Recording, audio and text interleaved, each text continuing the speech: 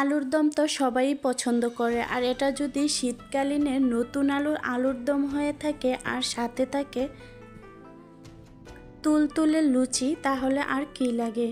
Hello viewers, আসসালামু আলাইকুম। তোমরা সবাই কেমন আছো? আলহামদুলিল্লাহ আমি ভালো আছি। আমি এখানে আটা নিয়েছি, আটাতে লবণ তেল দিয়ে দিলাম। তারপর ঠান্ডা পানি দিয়ে ভালোভাবে আটাটা মেখে নেব। মেখে ভালোভাবে তৈরি করে নেব।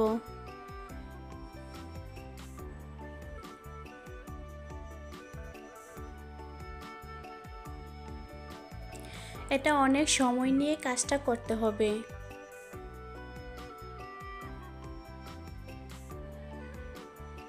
আমি একটা ডো তৈরি করে নিলাম। তারপর এটার উপর একটু তেল দিয়ে দেব,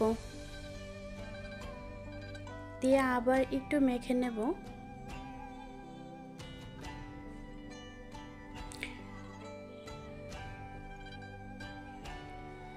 তারপর এটার উপর একটু তেল মালিশ করে নেব। তেল মালিশ করার পর এটাকে একটি বাটি দিয়ে ঢেকে রাখলাম। তারপর আলুগুলো সিদ্ধ করে নিয়েছি, এগুলো এখন ছিলে নিচ্ছি।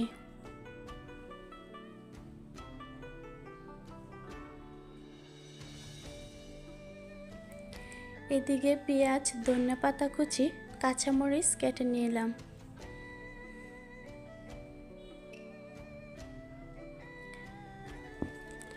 চুলাতে একটা প্যান বসিয়ে দিলাম।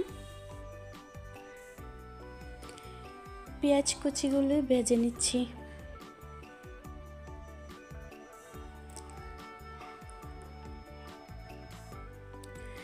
পেঁয়াজগুলোকে ভালোভাবে ভেজে নেব।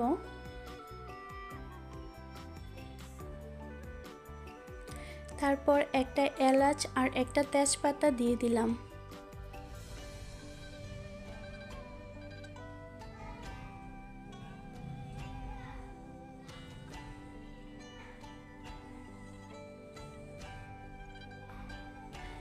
ভালোভাবে পেঁয়াজ কুচি ভাজা হওয়ার পর একটু পানি দিয়ে দিলাম।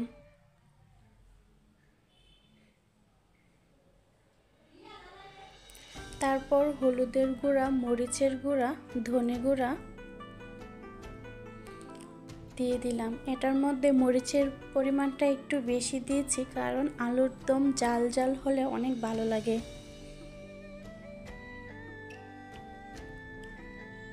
তোমরা তোমাদের স্বাদ মতো মরিচটা দেবে।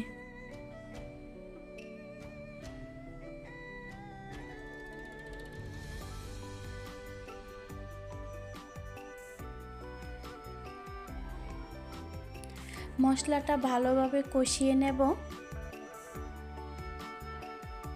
কষিয়ে তারপর আলুগুলো দিয়ে দিলাম।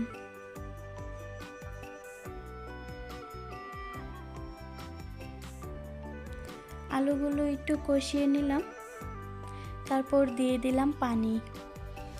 পানিটা একটু বেশি করে দিয়েছি, যেন আলুর ভিতরে মশলাটা ঢুকে।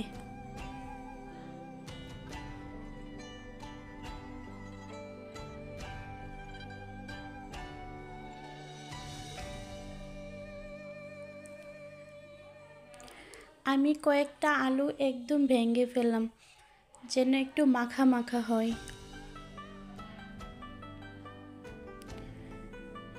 তারপর ধনেপাতা আর কাঁচামরিচ দিয়ে দিলাম।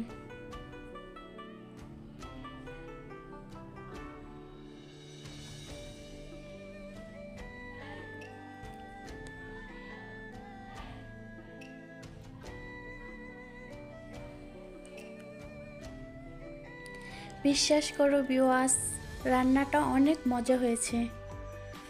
দেখো কালারটা অনেক সুন্দর আসছে। তোমরাও ট্রাই করে দেখতে পারো।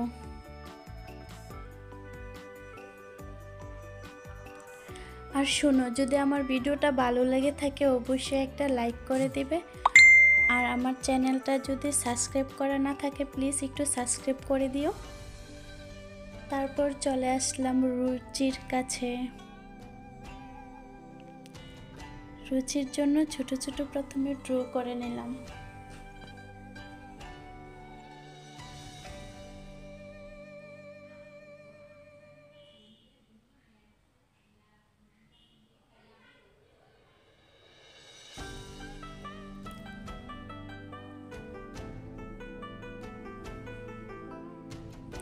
তারপর উপরে একটু তেল দিয়ে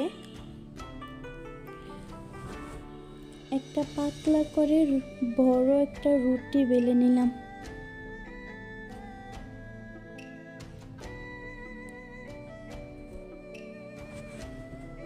একটা গ্লাস দিয়ে কেটে নিলাম।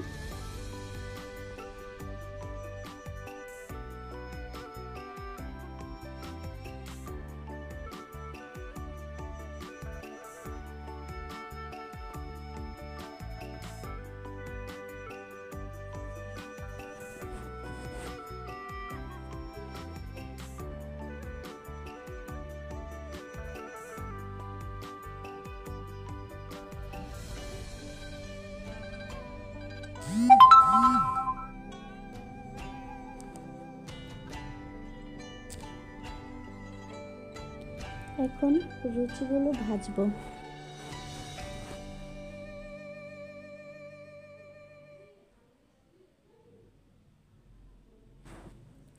কড়াইতে পর্যাপ্ত তেল দিয়ে দিলাম রুচি।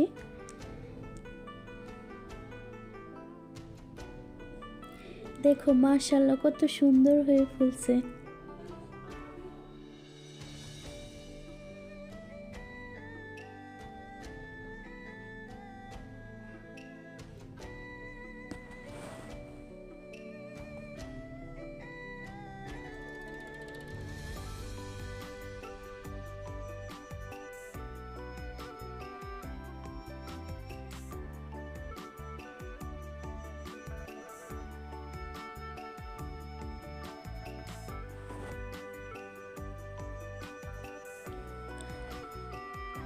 সবগুলো রুচি ভেজে নিলাম, তারপর আসলাম খাওয়ার পালা। এবার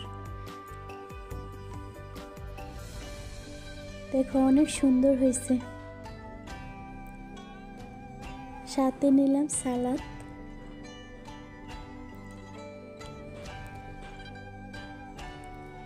আমার পুরো ভিডিওটা দেখার জন্য থ্যাংক ইউ। আজকের ভিডিওটা এই পর্যন্তই। সবাই ভালো থেকো, সুস্থ থেকো। আল্লাহ হাফেজ।